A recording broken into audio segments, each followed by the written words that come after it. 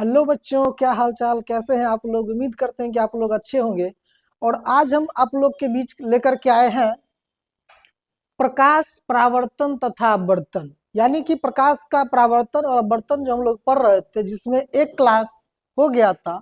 और आज आप लोग के बीच होगा दूसरा क्लास, जो कि 100% फ्री फाउंडेशन होने वाला है। कौन सा फ्री फाउंडेशन, किसके लिए? अभी तो खास करके वैसे स्टूडेंट्स जो 2027 में बोर्ड एग्जाम देंगे उनके लिए है। इनके अलावा आप कॉम्पिटिटिव एग्जाम का तैयारी करेंगे, उसमें भी ये बहुत हेल्प करने वाला है। और ये देख रहे हैं बिहार बोर्ड 2027 अभी जो आप लोग के बीच हम लाए हैं, line by line full details. यानी कि अभी पूरा एनसीईआरटी का लाइन बाय लाइन देखेंगे। फिर इसके बाद जैसे ही चैप्टर खत्म होगा तो फिर पूरा चैप्टर का निचोड़ हम आप लोग के बीच लेकर के आएंगे। वन लाइनर, शॉर्ट क्वेश्चन और लॉन्ग क्वेश्चन सारा आप लोग के बीच लाएंगे, एक क्लास में पूरा ध्वस्त करेंगे। ठीक है। अभी हम पिछले क्लास में यहां तक हम देख लिए थे कि गोलीय दर्पण किसे कहते हैं। तक ऐसा दर्पण जिनका परावर्तक पृष्ठ गोलीय होगा, गोलीय दर्पण कहलाता है। आज हम गोलीय दर्पण के बारे में डिटेल्स जानेंगे। गोलीय दर्पण का परावर्तक पृष्ठ अंदर की ओर या बाहर की ओर वक्रित हो सकता। बोला है कि कोई भी गोलीय दर्पण होगा या तो उसके बाहर की ओर या गोलीय दर्पण के अंदर की ओर वक्रित यानी कि मुड़ा हुआ हो सकता है। गोलीय दर्पण कैसा होगा? जिसका परावर्तक सतह गोल होगा। अगर बाहर से इसको हम कलर करेंगे तो अंदर परावर्तक सतह गोल होगा, अंदर से कलर करेंगे तो बाहर गोल होगा। यानी कि गोलीय दर्पण का परावर्तक पृष्ठ अंदर की ओर या बाहर की ओर वक्रित हो सकता है। गोलीय दर्पण जिसका परावर्तक पृष्ठ अंदर की ओर अर्थात गोले के केंद्र की ओर वक्रित है वह अवतल दर्पण होगा। मेरे कहने का मतलब कि वैसा दर्पण जिसका परावर्तक सतह, जिसका परावर्तक पृष्ठ अंदर की ओर अर्थात गोले के केंद्र की ओर वक्रित होगा, वह कौन सा होगा? अवतल दर्पण होगा। जैसे कि ये दर्पण है, इसको हम बाहर से जैसे ही इसको हम कलर करेंगे, बाहर से इसको रजतीत करेंगे, तब इसका परावर्तक सतह जो होगा अंदर की ओर होगा। और यह दर्पण जिस खोखले गोले का भाग होगा उसका केंद्र भी किधर होगा? परावर्तक सतह की ओर ही होगा। तो इस दर्पण को हम क्या बोलेंगे? अवतल दर्पण बोलेंगे। कौन सा दर्पण बोलेंगे? अवतल दर्पण बोलेंगे।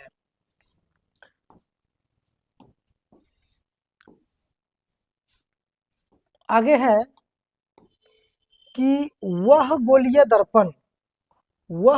दर्पण जिसका परावर्तक पृष्ठ बाहर की ओर वक्रित हो उत्तल दर्पण कहलाता है। अभी हम जस्ट बोले कि वैसा गोलीय दर्पण जिसका परावर्तक सतह अंदर की ओर वक्रित हो वह कौन सा दर्पण होगा? अवतल दर्पण। आगे है कि वैसा गोलीय दर्पण जिसका परावर्तक सतह बाहर की ओर वक्रित होगा, कौन सा होगा? उत्तल।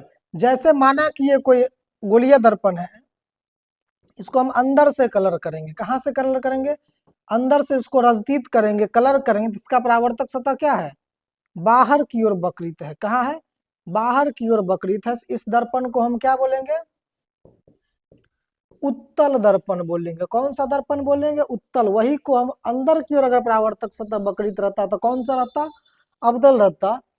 इन दर्पणों का आरेखीय निरूपण 9.1 में किया गया है। इन चित्रों में नोट कीजिए कि दर्पण का पृष्ठभाग छायांकित है। बोल रहा है कि 9.1 में इसका चित्रण किया गया है। 9.1 में इसका चित्रण किया गया। ये जो है आपका, ये 9.1 है। देखिए 9.1 में इसका चित्रण किया गया है कि ए में दिखा हुआ है यहाँ पे कौन सा दर्पण है? अवतल दर्पण है। और बी में कौन सा दर्पण है? उत्तल दर्पण है। कौन सा दर्पण है? उत्तल दर्पण है। अवतल दर्पण क्या है? जिसका देख रहे हैं बाहर से कलर किया हुआ है और इसका परावर्तक सतह अंदर की ओर है, तो कौन सा दर्पण है? अवतल है। उत्तल दर्पण बाहर से कलर किया ये इसका होगा, ये उल्टा बना हुआ है, इस बाहर से अंदर से कलर किया हुआ होगा, और इसका परावर्तक सतह कहाँ होगा, बाहर की ओर होगा। तो कौन सा दर्पण होगा, उत्तल। गोलीय दर्पण का आरेखित निरूपण छायांकित भाग नहीं हो सकता है। आगे है, उत्तल दर्पण में तो अब किसी को कोई दिक्कत नहीं होगा। अब आगे बढ़िए, अब आप समझ सकते हैं कि चम्मच का अंदर की ओर वक्रित पृष्ठ लगभग अवतल दर्पण जैसा है, तथा चम्मच की बाहरी ओर उबड़ा पृष्ठ लगभग उत्तल दर्पण। अब बोल रहा है कि आप समझ सकते हैं कि चम्मच जो है ना, चम्मच, चम्मच के अंदर की ओर जो वक्रित है वो अवतल है, और बाहर की ओर जो वक्रित कौन सा है, उत्तल दर्पण। उत्तल दर्पण नहीं है, उत्तल दर्पण जैसा है, यानी कि उत्तल दर्पण के भांति वो काम करता है। गोलीय दर्पण के बारे में और अधिक ज्ञान प्राप्त करने से पहले आइए हम कुछ शब्दों अथवा पदों को जाने तथा उनका अर्थ समझे। ये शब्द गोलीय दर्पण के बारे में चर्चा करते समय सामान्यतः प्रयोग में आते हैं। आगे जो हम जो देखेंगे, जो टर्म इसके अंदर जो यूज करने वाला है, कि गोलीय दर्पण के बारे में जो हम पढ़ेंगे तो उस सब का यूज हमको उसके अंदर करना होगा, जिसमें गोलीय दर्पण के परावर्तक पृष्ठ के केंद्र को ध्रुव कहते हैं। जिसमें सबसे पहला क्या है कि गोलीय दर्पण के परावर्तक पृष्ठ के केंद्र को क्या कहते हैं, गोलीय दर्पण का ध्रुव का, यानी कि गोलीय दर्पण जिस खोखले गोले का भाग होगा उसके ध्रुव को क्या बोलते हैं, उसके केंद्र, पृष्ठ के केंद्र को क्या बोलते हैं, ध्रुव कहते हैं। यह दर्पण के पृष्ठ पर स्थित होता है। यह कहाँ होगा, दर्पण के पृष्ठ पर स्थित होगा, जिसको पोल बोलते हैं, ध्रुव बोलते हैं। ध्रुव को प्रायः पी अक्षर से निरूपित किया जाता है। ध्रुव जो होगा उसको हम शॉर्ट में किससे डिनोट करेंगे, पी से डिनोट करेंगे। एक फिगर में हम आपको सबको दिखाएंगे कि किसको ध्रुव बोलेंगे, किसको वक्रता केंद्र बोलेंगे, किसको वक्रता त्रिज्या बोलेंगे, सब दिखाएंगे। गोलीय दर्पण का परावर्तक पृष्ठ एक खोखले गोले का भाग है। इस गोले का केंद्र गोलीय दर्पण का वक्रता केंद्र कहलाता है। यानी कि बोला गया है कि गोलीय दर्पण जिस खोखले गोले का भाग होगा उसके केंद्र को क्या बोलेंगे, वक्रता केंद्र बोलेंगे। क्या बोलेंगे, वक्रता केंद्र। उसके केंद्र को क्या बोलते हैं, वक्रता केंद्र। यह सी से निरूपित किया जाए, यानी कि वक्रता केंद्र को हम किससे डिनोट करते हैं, सी से डिनोट करते हैं। कृपया ध्यान दें कि वक्रता केंद्र दर्पण का भाग नहीं है। वक्रता केंद्र जो है वह दर्पण का भाग नहीं है। काहे कि दर्पण होगा यहाँ और वक्रता केंद्र इसका कहाँ होगा, यहाँ। तो दर्पण से अलग होगा, तो वक्रता केंद्र जो होगा वो दर्पण का भाग नहीं होगा। लेकिन ध्रुव जो पी से डिनोट करते हैं या दर्पण के, काहे कि दर्पण पे ही रहता है, तो ये दर्पण का भाग होगा। यह परावर्तक पृष्ठ के बाहर स्थित है, यानी कि यह कहाँ है, परावर्तक पृष्ठ के बाहर स्थित है, इसीलिए यह दर्पण का भाग नहीं होगा। आगे है, अवतल दर्पण का वक्रता केंद्र परावर्तक पृष्ठ के सामने स्थित होता है। यानी कि अवतल दर्पण का वक्रता केंद्र जो है परावर्तक पृष्ठ के सामने, अगर इसको हम बाहर से कलर करेंगे तो इसका परावर्तक से अंदर की ओर होगा और इसके जस्ट सामने वक्रता केंद्र होगा। अवतल दर्पण के परावर्तक पृष्ठ के सामने वक्रता केंद्र स्थित होता है, तथापि उत्तल दर्पण में यह दर्पण परावर्तक पृष्ठ के पीछे स्थित होता है। बोल रहा है कि उत्तल दर्पण अगर होगा तो परावर्तक पृष्ठ, जैसे कि अगर ये है, इसको हम अंदर से कलर करेंगे तो कौन सा दर्पण होगा, उत्तल दर्पण होगा। और इसका जो वक्रता केंद्र होगा सी इसके जस्ट, यानी कि परावर्तक सतह के जस्ट क्या होगा, उल्टा साइड होगा, यानी कि जस्ट अपोजिट होगा, परावर्तक सतह के जस्ट पीछे होगा।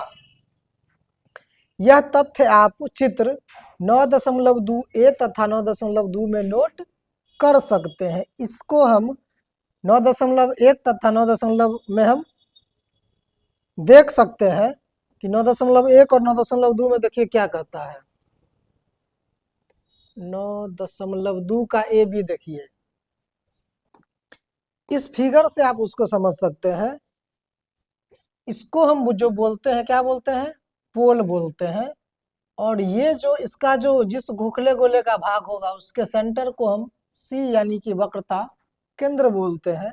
यह जो अभी बाबू यहाँ पे दर्पण है ए नंबर में, ये कौन सा दर्पण है, अवतल दर्पण है। अवतल दर्पण है तो अवतल दर्पण के परावर्तक सतह के ठीक सामने होगा वक्रता केंद्र, ठीक है। लेकिन इसी उत्तल दर्पण में आएंगे, उत्तल दर्पण का परावर्तक सतह इधर है और उसका वक्रता केंद्र कहाँ, इधर, यानी कि इसके जस्ट उल्टा, यानी कि जस्ट इसके कहाँ होगा, पीछे होगा। ठीक है, आगे हम देखते हैं, आगे चलिए, आइए आगे अब देखते हैं कि, एक मिनट, चलिए आगे है, गोलीय दर्पण का परावर्तक पृष्ठ जिस गोले का भाग है उसकी त्रिज्या दर्पण की त्रिज्या कहलाती है। यानी कि गोलीय दर्पण, माना कि गोलीय दर्पण है,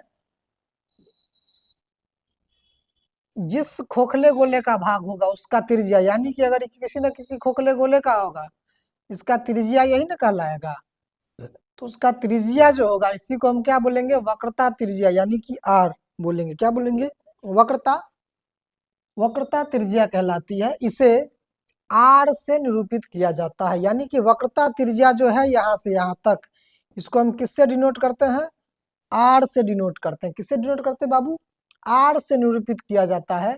ध्यान दीजिए कि पी सी दूरी वक्रता त्रिज्या के बराबर है। यहाँ जो इसको हम क्या मानते हैं, पोल यानी कि ध्रुव, और ये जो सेंटर है यानी कि सी, यानी कि पी से लेकर के सी तक की दूरी पूरा को हम क्या बोलते हैं, वक्रता त्रिज्या बोलते हैं। पी से लेकर के सी तक की दूरी को क्या बोलते हैं, वक्रता त्रिज्या बोलते हैं।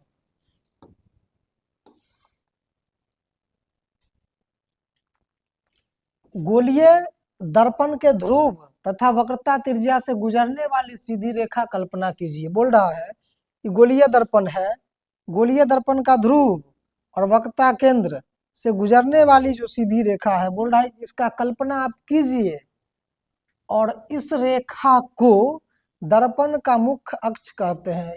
इसको आप कल्पना कीजिए, और इसी रेखा को हम दर्पण का क्या कहते हैं, मुख्य अक्ष कहते हैं। मुख्य अक्ष के जगह पर आपको कहीं कहीं पर लिखा रह सकता है प्रधान अक्ष, यानी कि ध्रुव और सेंटर यानी कि वक्रता केंद्र को मिलाने वाली रेखा जो होगा उसी को क्या बोलते हैं, दर्पण का मुख्य अक्ष कहते हैं या प्रधान अक्ष कहते हैं। याद कीजिए कि मुख्य अक्ष दर्पण के ध्रुव पर अविलंब है। बोल रहा है कि मुख्य अक्ष जो है दर्पण का ध्रुव माना कि अगर ये है तो इस पे क्या है, अविलंब, यानी कि इसका परपेंडिकुलर है। आइए दर्पण से संबंधित एक महत्वपूर्ण शब्द को एक क्रियाकलाप द्वारा, यानी कि दर्पण से संबंधित एक महत्वपूर्ण क्रियाकलाप, महत्वपूर्ण शब्द है जिसको हम क्रियाकलाप द्वारा समझेंगे। पहला है कि सर्वप्रथम कागज सुलगना प्रारंभ करता है। सबसे पहले कागज सुलगना प्रारंभ करता है और धुआं उठने, जब कागज सूंघेगा धुआं उठेगा, अंततः यह आग भी पकड़ सकता है। बोल रहा है कि सर्वप्रथम कागज सुगलना प्रारंभ करता है और धुआं उठने लगता है, अंततः यानी कि उसके फलस्वरूप क्या हो सकता है, आग पकड़ सकता है। यह क्यों जलता है, तो यह काहे जलेगा कि सूर्य से आने वाला प्रकाश दर्पण के द्वारा एक तीक्ष्ण चमकदार बिंदु के रूप में अभिकेंद्रित होता है। यानी कि सूर्य से जो प्रकाश का किरण आता है तो चारों ओर से फैला हुआ किरण जब एक बिंदु पर आकर के मिलेगा तो उसका ऑटोमेटिक है कि ऊर्जा ज्यादा होगा, यानी कि हीट बढ़ेगा। तो वास्तव में कागज की शीट पर प्रकाश यह बिंदु सूर्य का प्रतिबिंब है। कागज पर जो एक सूर्य का पॉइंट नजर आएगा, बिंदु, यानी कि चारों तरफ की प्रकाश को एक जगह एकत्रित करेगा, वो एक सूर्य के बिंदु यानी कि प्रतिबिंब होगा। यह बिंदु अवतल दर्पण का फोकस है। यह बिंदु जो होगा वह अवतल दर्पण का क्या होगा, फोकस होगा। क्या होगा, फोकस। इस लाइन का मतलब यह, सूर्य के प्रकाश के संकेंद्रण से उत्पन्न उष्मा के कारण कागज जलता है। दर्पण की स्थिति से यह प्रतिबिंब की दूरी दर्पण के फोकस दूरी के क्या होता है, सन्निकट मान होता है। इसका मतलब देखिए, मेरे को फिगर में आपको हम समझाते हैं कि माना कि ये कौन सा दर्पण है, अवतल दर्पण है। ये इसका प्रधान अक्ष हो गया, ये आपका हो गया पोल यानी कि ध्रुव, और ये हो गया वक्रता केंद्र। प्रधान अक्ष के समांतर जितना भी प्रकाश का किरण आएगा, प्रधान अक्ष के समांतर जितना भी प्रकाश का किरण आएगा, एरो देख रहे हैं, जा रहा है, आएगा तो दर्पण से परावर्तन होने के बाद, दर्पण से परावर्तन होने के बाद सब एक ही बिंदु पर जाकर के मिलेगा। कहाँ मिलेगा? एक ही बिंदु पर जाकर के मिलेगा और इसी बिंदु को बोलते हैं फोकस, बोलते हैं एफ बोलते हैं। क्या बोलते हैं? फोकस। तो वही बोलता है कि वास्तव में कागज की शीट पर प्रकाश यह एक बिंदु सूर्य का प्रतिबिंब है और यह बिंदु अवतल दर्पण का क्या होगा? फोकस होगा। सब जाकर के जहां पर मिलेगा इसी को हम क्या बोलेंगे? फोकस बोलेंगे। सूर्य के प्रकाश के संकेंद्रण से उत्पन्न उष्मा के कारण कागज, यानी कि टोटल एनर्जी आकर के जब एक ही पॉइंट पर मिलेगा उसी के वजह से कागज क्या होता है? जलने लगता है। क्या होता है? कागज जलने लगता है। अब देखिए कि ये क्रियाकलाप क्या है। क्रियाकलाप में बोल रहा है, सबसे पहले आपको दिया है चेतावनी, सूर्य की ओर या दर्पण की ओर परावर्तित सूर्य के प्रकाश को सीधा मत देखिए। यानी कि सूर्य से जो प्रकाश का किरण आ रहा है, बोल रहा है कि उसको सीधा मत देखिए, यह आपकी आंख को क्षतिग्रस्त कर सकता है। यानी कि वो आपकी आंखों को क्या करता है? क्षतिग्रस्त कराएगा। यह अवतल दर्पण को अपने हाथ में पकड़िए और इसके परावर्तक को सूर्य की ओर कीजिए। बोल रहा है कि अवतल दर्पण के परावर्तक सतह को सूर्य की ओर करके दर्पण को क्या करना है? अपने हाथ में पकड़ना है। दर्पण द्वारा परावर्तित प्रकाश को दर्पण के पास रखी एक कागज की शीट पर डालिए। यानी कि दर्पण द्वारा जो परावर्तित प्रकाश है उसको दर्पण के पास रखी एक कागज शीट पर डालिए और कागज शीट को धीरे धीरे आगे पीछे कीजिए जब तक कि आपको कागज शीट पर प्रकाश का एक चमकदार या तीक्ष्ण बिंदु प्राप्त न हो जाए। यानी कि तब तक उसको करना है आगे पीछे जब तक कि उस पे एक पॉइंट नहीं बन जाए। दर्पण तथा कागज को कुछ मिनट के लिए उसी स्थिति में पकड़े रहिए।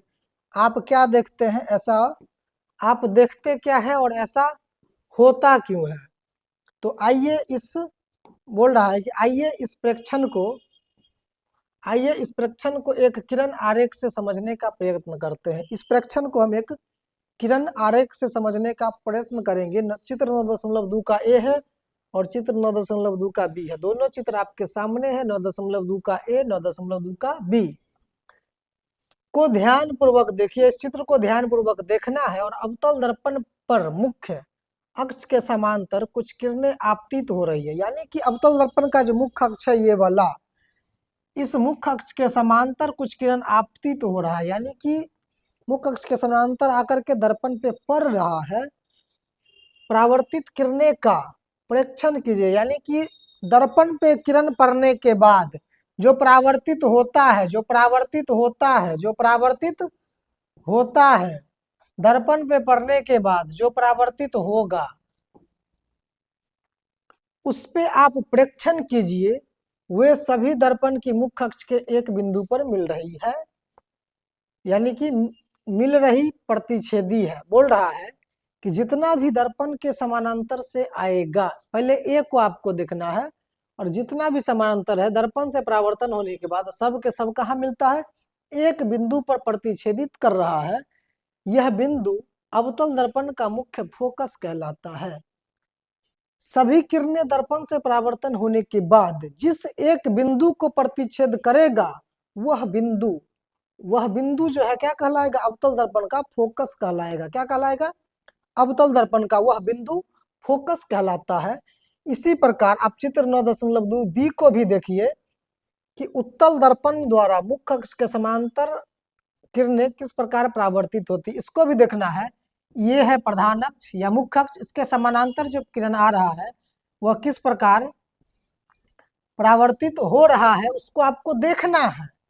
परावर्तित किरणें मुख्य अक्ष पर एक बिंदु से आती हुई प्रतीत होता है। यहाँ पर एक बिंदु से आ नहीं रहा है, एक बिंदु से। जब इसको डॉटेड लाइन से दर्शाएंगे, आपको ऐसा एहसास होगा, ऐसा दिखेगा कि सभी कहाँ से आ रहा है?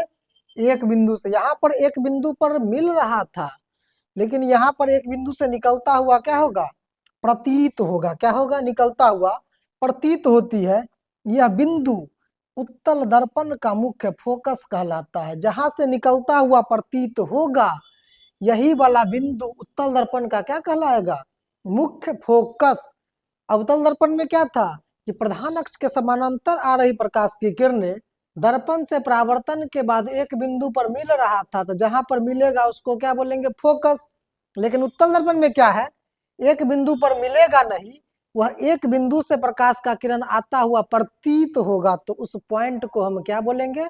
उत्तल दर्पण का फोकस बोलेंगे। जब प्रतीत होगा तो उत्तल दर्पण का फोकस होगा, जब एक बिंदु पर आकर के मिलेगा तब अवतल दर्पण का फोकस होगा। कोई दिक्कत, कोई डाउट नहीं? यहाँ तक आगे बढ़ते हैं कि मुख्य फोकस को एफ द्वारा निरूपित किया जाता है, यानी कि मुख्य फोकस जो है उसको हम किससे डिनोट करते हैं? एफ से डिनोट करते हैं। एफ से मुख्य फोकस को किससे डिनोट करते हैं? एफ से निरूपित किया जाता है। गोलीय दर्पण के ध्रुव तथा मुख्य फोकस के बीच की दूरी को फोकस दूरी कहते हैं, यानी कि गोलीय दर्पण के मुख्य ध्रुव तथा मुख्य फोकस, गोलीय दर्पण का मुख्य ध्रुव तथा फोकस के बीच के दूरी को क्या बोलते हैं? फोकस दूरी। ध्रुव तथा फोकस के बीच के दूरी को क्या बोलते हैं? फोकस दूरी कहते हैं। इसे एफ से निरूपित करते हैं, यानी कि फोकस दूरी को हम एफ से डिनोट करते हैं। ठीक है,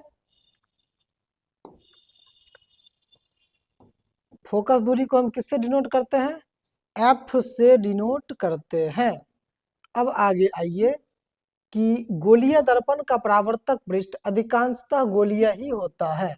गोलीय दर्पण कोई भी होगा, या तो उत्तल या तो अवतल। गोलीय दर्पण कितने प्रकार के? दो प्रकार के, या तो उत्तल या अवतल। जिस दर्पण का परावर्तक पृष्ठ अंदर की ओर धंसा होगा वह अवतल होगा। जिस दर्पण का परावर्तक पृष्ठ बाहर की ओर उभड़ा हुआ होगा वह कैसा होगा? उत्तल होगा। तो गोलीय दर्पण का परावर्तक पृष्ठ अधिकांशतः कैसा होगा? गोलीय होगा। दर्पण गोलीय है तो परावर्तक पृष्ठ भी कैसा होगा? गोलीय होगा। अब आइए आ गया, इस पृष्ठ की एक वृत्ताकार सीमा रेखा होती है, यानी कि इस पृष्ठ का एक वृत्ताकार, यानी कि दर्पण जहां से स्टार्ट होगा जहां से खत्म होगा, इसका एक क्या होता है? सीमा रेखा होता है कि कहां से स्टार्ट हुआ और कहां पे आके खत्म हुआ। गोलीय दर्पण के परावर्तक पृष्ठ की सीमा रेखा व्यास दर्पण का द्वारक यानी कि एपर्चर कहलाता है, यानी कि इसका जो व्यास, यानी कि जहां से स्टार्ट हुआ और वह जहां से खत्म हुआ, इसको क्या बोलते हैं? पूरा को व्यास।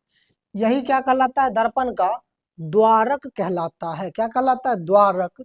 चित्र 9.2 में एम एन द्वारक को निरूपित करती है। थोड़ा चित्र को भी देख लेते हैं। 9.2 में जो चित्र है, यानी कि एम से लेकर के एन तक, एम से लेकर के एन तक पूरा को क्या बोलेंगे? द्वारक बोलेंगे। क्या बोलेंगे उसको? द्वारक बोलेंगे। एम से लेकर के एन को क्या बोलेंगे बाबू? द्वारक बोलेंगे।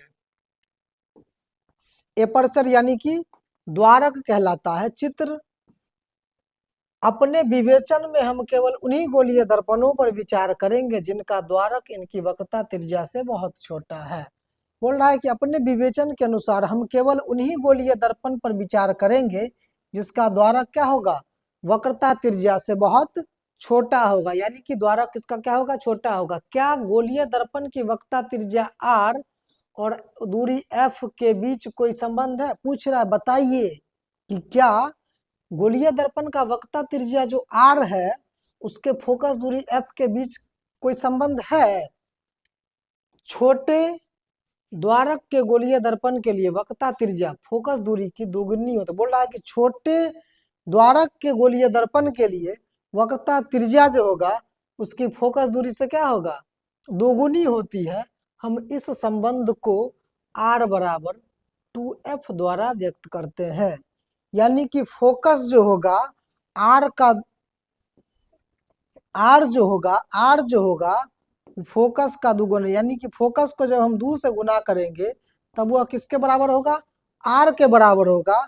या इसको हम लिख सकते हैं f बराबर r बट्टा 2, यानी कि फोकस जो होगा वो त्रिज्या का क्या होगा?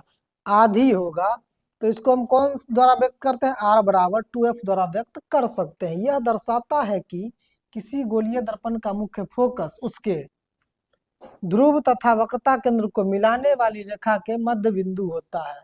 बोल रहा है कि यह दर्शाता है कि किसी गोलीय दर्पण का मुख्य फोकस जो है उसके ध्रुव तथा वक्रता केंद्र के मिलाने वाली रेखा के मध्य बिंदु होता है। यानी कि माना कि ये आपका हो गया अवतल दर्पण और ये है प्रधान अक्ष, ये हो गया ध्रुव P, ये है आपका फोकस F और ये है वक्रता केंद्र क्या, ये है फोकस F और ये वक्रता केंद्र क्या है, C है। बोल रहा है कि गोलीय दर्पण का मुख्य फोकस उसके ध्रुव, उसका ये हो गया ध्रुव, वक्रता केंद्र को मिलाने वाली रेखा का मध्य बिंदु, यानी कि वक्रता केंद्र को मिलाने वाली रेखा, यानी कि ये दोनों जो होगा ना, दोनों के बीचों बीच का होगा। अब आगे आइए, अब आगे आप लोग को पढ़ना है कि गोलीय दर्पणों द्वारा प्रतिबिंब बनना, यानी कि गोलीय दर्पण द्वारा जो प्रतिबिंब बनता है वह कैसा बनता है, कैसे बनता है, उसको अभी देखना है। आप समतल दर्पण द्वारा प्रतिबिंब बनने के बारे में अध्ययन कर चुके हैं। पहले ये बात कर रहा है कि आप अभी इससे पहले समतल दर्पण के द्वारा जो प्रतिबिंब बन रहा था उसके बारे में आप बात कर चुके हैं। तो समतल दर्पण में आप लोग बताइएगा कि प्रतिबिंब कैसा बनता है। समतल दर्पण में प्रतिबिंब कितना, अगर माना कि प्रतिबिंब का साइज जितना होगा, इसका मतलब है कि वस्तु का साइज भी कैसा होगा, उतना ही होगा। प्रतिबिंब दर्पण से जितना पीछे बनेगा, वस्तु भी दर्पण से उतना ही आगे रहेगा। कौन सा दर्पण में, समतल दर्पण में। लेकिन अब आगे हमको पढ़ना किसके बारे में, गोलीय दर्पण द्वारा प्रतिबिंब का बनना है। तो आप उनके द्वारा बनाए गए प्रतिबिंब की प्रकृति, स्थिति, अपेक्षिक साइज के बारे में, यानी कि समतल दर्पण के द्वारा जो प्रतिबिंब बनता था उसके बारे में आप लोग जानते हैं। गोलीय दर्पणों द्वारा बने प्रतिबिंब कैसे होते हैं। अब पूछ रहा है कि गोलीय दर्पण द्वारा जो प्रतिबिंब बनता है वह कैसा होता है। तो किसी अवतल दर्पण द्वारा बिंब की विभिन्न स्थितियों के लिए बने प्रतिबिंब की स्थिति का निर्धारण हम किस प्रकार, यानी कि किसी अवतल दर्पण द्वारा बिंब की विभिन्न स्थिति के लिए बने प्रतिबिंब की स्थिति का निर्धारण हम किस प्रकार कर सकते हैं। ये प्रतिबिंब वास्तविक है या आभासी, यानी कि किसी अवतल दर्पण द्वारा किसी बिंब यानी कि वस्तु का प्रतिबिंब जो हम पता करेंगे तो क्या वह आभासी होगा या वास्तविक होगा। क्या वे आवर्धित हैं, छोटे हैं या समान साइज के। आवर्धित का मतलब वह होता है बड़ा, क्या होता है आवर्धित का मतलब बड़ा।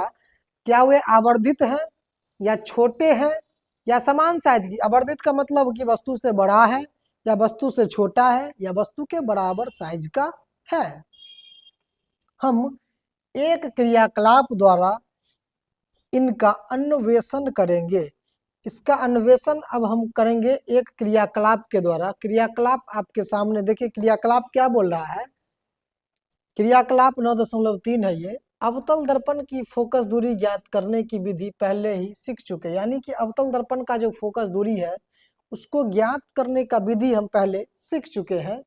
क्रियाकलाप 9.2 में आपने देखा है कि आपके कागज पर मिला प्रकाश तीक्ष्ण चमकदार बिंदु वास्तव में सूर्य का प्रतिबिंब है। यानी कि अभी जो हम देखे थे कि अवतल और उत्तल दर्पण में जब प्रधान अक्ष के समानांतर प्रकाश का किरण आ रहा था तो दर्पण से परावर्तन के बाद एक बिंदु पर वो मिल रहा था, उस बिंदु को क्या बोलते थे, फोकस। यानी कि वो जो है वास्तव में सूर्य का प्रतिबिंब है। यह अत्यंत छोटा, वास्तविक तथा उल्टा है।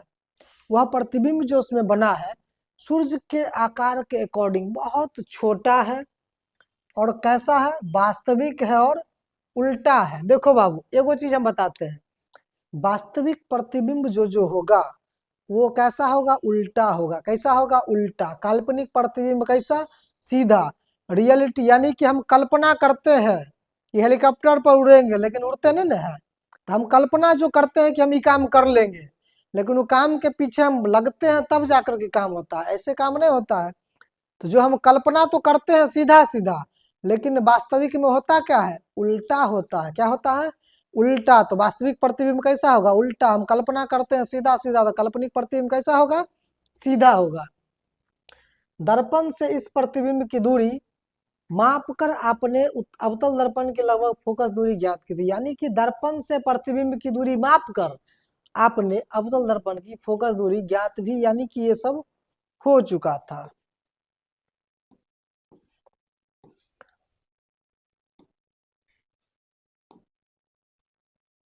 अब आगे देखिए कि एक अवतल दर्पण लीजिए, ऊपर वर्णित विधि से इस सन्निकट फोकस दूरी ज्ञात। ये बोल रहा है कि एक अवतल दर्पण लीजिए और उसके ऊपर जो वर्णित विधि से इस सन्निकट फोकस दूरी को क्या करना है कि ज्ञात करना है। फोकस दूरी को क्या करना है, ज्ञात करना है। फोकस दूरी का मान नोट कीजिए। आप किसी दूरस्थ बिंदु का प्रतिबिंब एक कागज की शीट पर प्राप्त करके फोकस दूरी, यानी कि उसके कागज की शीट पर प्राप्त करके ही फोकस दूरी आप ज्ञात कर सकते हैं। मेज पर चौक से एक लाइन बनाइए। बोल रहा है कि मेज पर चौक से एक आप लाइन बनाइए और अवतल दर्पण को एक स्टैंड पर रखिए। अवतल दर्पण को एक स्टैंड पर रखिए और मेज पर चौक से एक लाइन बनाइए। स्टैंड को लाइन पर इस प्रकार रखिए कि दर्पण का ध्रुव लाइन पर स्थित। बोल रहा है कि उस लाइन जो खींचे हैं उस पे दर्पण को इस हिसाब से रखना है कि दर्पण का जो ध्रुव होगा वो लाइन पर स्थित होगा। चौक से पहली लाइन के समानांतर और इसके आगे दो लाइनें इस प्रकार खींचिए कि किन्हीं दो उत्तरोत्तर लाइनों के बीच की दूरी दर्पण के फोकस दूरी के बराबर हो। बोल रहा है कि पहली लाइन के समानांतर आगे दो लाइन इस प्रकार खींचिए कि किन्हीं दो उत्तरोत्तर लाइन के बीच की दूरी फोकस दूरी क्या होगा, बराबर होगा। ये लाइनें अब क्रमशः बिंदु पी एफ तथा सी स्थितों के तदनुरूपी होगी। याद रखना है आपको कि छोटे द्वारक के गोलीय दर्पण के लिए मुख्य फोकस एफ, ध्रुव पी तथा वक्रता केंद्र सी को मिलाने वाली रेखा के मध्य बिंदु पर स्थित होता है। अगला पॉइंट है कि एक चमकीला बिंब जैसे एक जलती हुई मोमबत्ती सी से बहुत दूर की स्थिति पर रखिए। सी यानी कि वक्रता केंद्र से बहुत दूर की स्थिति पर रखना है उसको। एक कागज का पर्दा रखिए तथा इसको दर्पण के सामने आगे पीछे तब तक खिसकाइए जब तक कि आपको इस पर मोमबत्ती की लो तीक्ष्ण तथा चमकीला प्रतिबिंब प्राप्त ना। बोल रहा है कि एक कागज का पर्दा लीजिए और दर्पण के सामने उसको आगे पीछे तक इस तरह से खिसकाइए कि आपको मोमबत्ती की जो लौ है ना उस पर तीक्ष्ण तथा चमकीला प्रतिबिंब प्राप्त ना हो जाए। प्रतिबिंब को ध्यान पूर्वक देखिए। बोल रहा है कि प्रतिबिंब को ध्यान पूर्वक देखिए, इसकी प्रकृति, स्थिति तथा बिंब के साइज के सापेक्ष इसका आपेक्षिक साइज नोट कीजिए। यानी कि उसका प्रकृति कैसा है, स्थिति कैसा है और बिंब के साइज को सापेक्ष इसका आपेक्षिक साइज को सबको क्या करना है, नोट करना है। क्या करना है सबको,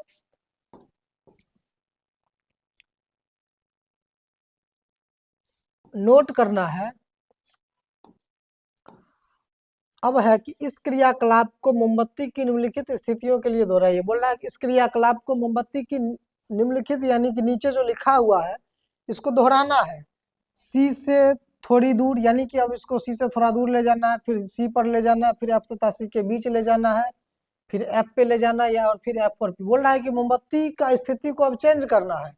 अब सी से थोड़ा दूर पर रखना है, उसके बाद सी पर रखना है, उसके बाद एफ तथा सी के बीच रखना है, इसके बाद एफ पर रखेंगे, उसके बाद एफ पर पी और एफ के बीच रखेंगे। इनमें से एक स्थिति में आप पर्दे पर प्रतिबिंब प्राप्त नहीं कर पाएंगे। बोल रहा है इस पांचों कंडीशन में से एक ऐसा कंडीशन होगा जिस कंडीशन में आप प्रतिबिंब पर्दे पर प्राप्त नहीं कर पाएंगे। इस अवस्था में बिंब की स्थिति को अभी निर्धारित कीजिए। बोल रहा है कि इस अवस्था में बिंब की स्थिति को अभी निर्धारित कीजिए, तब इसके आभासी प्रतिबिंब को सीधे दर्पण में देखिए। उसके बाद आपको आभासी प्रतिबिंब को कहाँ देखना है, सीधे दर्पण में देखना है। अपने प्रेक्षणों को नोट कीजिए तथा सारणीबद्ध, यानी कि जितना भी प्रेक्षण आप किए हैं बोल रहा है उसको नोट करके सारणीबद्ध कीजिए। उपरोक्त क्रियाकलाप में आप देखें कि अवतल दर्पण द्वारा बने प्रतिबिंब की प्रकृति, स्थिति तथा साइज बिंदु पी, एफ तथा सी के सापेक्ष बिंब की स्थिति पर निर्भर करते हैं। बिंब की कुछ स्थितियों के लिए बनने वाले प्रतिबिंब वास्तविक है, यानी कि बिंब का जो कुछ स्थिति था उसके लिए बनने वाला प्रतिबिंब कैसा था, वास्तविक था। बिंब की कुछ दूरियों यानी कि स्थितियों के लिए यह आभासी होता है, यानी कि बिंब यानी कि वस्तु को जब हम कुछ बिंदु पर रखे, कुछ दूरी पर रखे, तब उसका प्रतिबिंब वास्तविक था, और जब कुछ इसको अलग स्थिति पर रखे तब उसका प्रतिबिंब कैसा था, आभासी होता है। बिंब की स्थिति के अनुसार ही प्रतिबिंब आवर्धित छोटा एवं समान साइज बोल रहा है कि बिंब के स्थिति के अनुसार जब उसको आगे पीछे रखेंगे, वक्रता केंद्र से बाहर, वक्रता केंद्र पर, वक्रता केंद्र तथा फोकस के बीच, फोकस पर, फोकस तथा ध्रुव के बीच, यानी कि आगे पीछे जब आप रखेंगे तब जाकर के आपको पता चलेगा कि किस कंडीशन में प्रतिबिंब आवर्धित, आवर्धित का मतलब होता है कि बड़ा, यानी कि बड़ा बनेगा, छोटा यानी कि वस्तु से छोटा बनेगा, या वस्तु के समान साइज का होगा। इन परीक्षणों का संक्षिप्त विवरण आपके निर्देशन के लिए सारणी 9.1 में दिया गया, यानी कि इस परीक्षण का संक्षिप्त वर्णन आपको सारणी 9.1 में दिया गया है। आपका सारणी 9.1 है आपके सामने, ये रहा आपका सारणी 9.1, और जितना भी कंडीशन था उस कंडीशन आपका दिया हुआ है कि किसी अवतल दर्पण द्वारा बिंब की विभिन्न स्थितियों के लिए बने, यानी कि बिंब किसको बोलते हैं? वस्तु को। तो वस्तु को जब अलग अलग स्थिति पर रखेंगे उसके द्वारा जो प्रतिबिंब बनेगा उसको देखना है। अभी सबसे फर्स्ट में जो लाइन दिया हुआ है, ये लाइन ये किसका है? बिंब की स्थिति को दर्शाता है। उसके बाद है कि प्रतिबिंब की स्थिति को दर्शाता है। उसके बाद प्रतिबिंब का साइज कैसा बनेगा वो दिखाता है। उसके बाद है कि प्रतिबिंब का प्रकृति कैसा होगा वो देखना है। तो सबसे पहले हम बिंब को कहाँ रखे हैं बाबू? अनंत पर रखे हैं। जब बिंब को अनंत पर रखेंगे तो प्रतिबिंब कहाँ बनेगा? फोकस पर बनेगा। अनंत पर रखेंगे तो प्रतिबिंब कहाँ बनेगा? फोकस पर बनेगा। कैसा बनेगा? अत्यधिक छोटा बनेगा, यानी कि बिंदु साइज का, यानी कि बहुत छोटा बनेगा। और कैसा? वास्तविक तथा उल्टा। जो हम बोले ना कि जो वास्तविक होता है उल्टा होगा, जो काल्पनिक होगा वो कैसा होगा? सीधा होगा। अब है कि अब कहाँ रखना है? सी से परे। सी से परे का मतलब है कि सी के नजदीक रखेंगे। कहाँ रखेंगे? सी के परे का मतलब सी के नजदीक। वस्तु को हम कहाँ रखेंगे? सी के नजदीक। तब उसका जो प्रतिबिंब कहाँ पे बनेगा? एफ तथा सी के बीच, यानी कि फोकस तथा वक्रता केंद्र के बीच बनेगा। और कैसा बनेगा प्रतिबिंब? तो छोटा बनेगा। प्रतिबिंब का प्रकृति कैसा होगा? तो वास्तविक तथा उल्टा होगा। अब देख रहे हैं धीरे धीरे उसको हम क्या करते हैं? दर्पण की नजदीक की ओर। पहले था अनंत पर, अनंत के बाद सी के नजदीक लाए, अब कहाँ लाए हैं? सी पर। यानी कि वस्तु को हम धीरे धीरे दर्पण के नजदीक पे आ रहे हैं, तो प्रतिबिंब का स्थिति, प्रतिबिंब का साइज, प्रतिबिंब का प्रकृति पे कैसे कैसे प्रभाव हो रहा है वो हम देख रहे हैं। उसके बाद रखना है बिंब को कहाँ पे? सी पे। सी पर का मतलब है कि वक्रता केंद्र पर रखना है, तब उसका प्रतिबिंब कहाँ बनेगा? वक्रता केंद्र पर बनेगा। यानी कि एक ऐसा कंडीशन है कि वस्तु को जहां पर रखेंगे प्रतिबिंब भी वहीं पर बनेगा, तो वो कौन सा होगा? सी पर। जब वस्तु को रखेंगे सी पर तो प्रतिबिंब भी वहीं बनेगा, सी पर। जब सेम सेम जगह रखेंगे, सेम जगह बनेगा, तो उसका आकार भी कैसा होगा? सेम होगा, यानी कि आकार भी कैसा? समाने होगा। और कैसा बनेगा? वास्तविक तथा उल्टा बनेगा। वास्तविक तथा उल्टा हम क्या बोले थे कि जो वास्तविक में होता है वो कैसा होता है? उल्टा। जो कल्पना हम करते हैं वो कैसा होता है? सीधा। लेकिन रियलिटी में होता क्या है? उल्टा। तो वास्तविक देख रहे हैं? उल्टा। वास्तविक उल्टा, वास्तविक उल्टा, वास्तविक उल्टा। काल्पनिक कैसा है? सीधा है। आभासी को ही बोलते हैं काल्पनिक। आभासी या काल्पनिक होगा, सीधा होगा। आभासी होगा, सीधा होगा। अब आइए, अब बिंब को रखेंगे सी तथा एफ के बीच। कहाँ रखेंगे बिंब को? सी तथा एफ के बीच। सी का मतलब वक्रता केंद्र, एफ का मतलब फोकस, यानी कि उसको रखेंगे वक्रता केंद्र और फोकस के बीच। तब प्रतिबिंब कहाँ बनेगा? सी के परे, यानी कि सी के नजदीक बनेगा। उसके बाद कैसा बनेगा? विवर्धित, यानी कि बड़ा बनेगा। प्रतिबिंब कैसा बनेगा? बड़ा बनेगा। प्रतिबिंब कैसा बनेगा? बड़ा बनेगा। उसका प्रकृति कैसा होगा? तो वास्तविक तथा उल्टा होगा। कैसा होगा? उल्टा होगा। अगला क्वेश्चन है कि बिंब की स्थिति, यानी कि वस्तु को हम रखेंगे कहाँ? फोकस पर रखेंगे। कहाँ रखेंगे? फोकस पर। तो प्रतिबिंब कहाँ बनेगा? अनंत पर। कहाँ बनेगा? अनंत पर बनेगा। हम यहाँ पर देख रहे हैं उसको रखे थे वस्तु को अनंत पर, प्रतिबिंब बना फोकस पर। वस्तु को रखेंगे फोकस पर, प्रतिबिंब कहाँ बनेगा? अनंत पर। ओकरे जस्ट उल्टा है। क्या है? उल्टा। यानी कि वस्तु को रखेंगे फोकस पर, प्रतिबिंब कहाँ बनेगा? अनंत पर। बोल रहा है कि प्रतिबिंब का साइज, तो प्रतिबिंब अनंत पर बनेगा तो प्रतिबिंब हमको पता प्राप्त होगा? बिल्कुल प्राप्त नहीं होगा। तो यहाँ पर प्रतिबिंब क्या होगा? प्राप्त ही नहीं होगा। प्रतिबिंब का प्रकृति प्रतिबिंब जब प्राप्त नहीं होगा तो उसका प्रकृति प्राप्त पता चलेगा? नहीं पता चलेगा।